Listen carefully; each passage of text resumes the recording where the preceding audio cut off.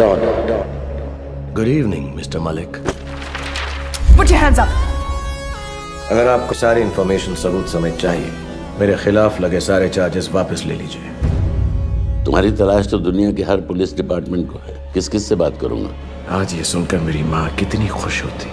अपने हाथों से ही तुम्हें गोली मार देती। मिस्टर मलिक, आप मेरी माँ को नहीं जानते थे।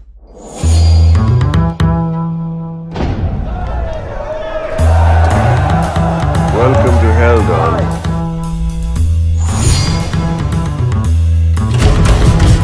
मैं तुम्हें इस पिंजरे से आजाद कराने आया हूँ। और इसके बदले में तुम्हें क्या चाहिए?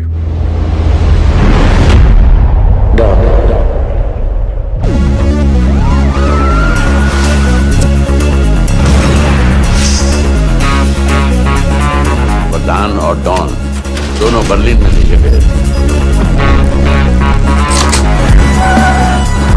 लेकिन वो डॉन के साथ यही तो पता लगाना है। I'm just a big fan, sir. Sir बहुत शरीफ सा लगता है। Call me Don.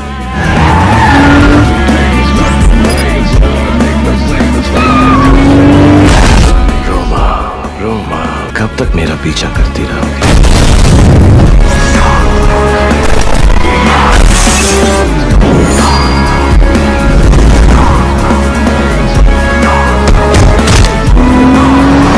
इरादा क्या है?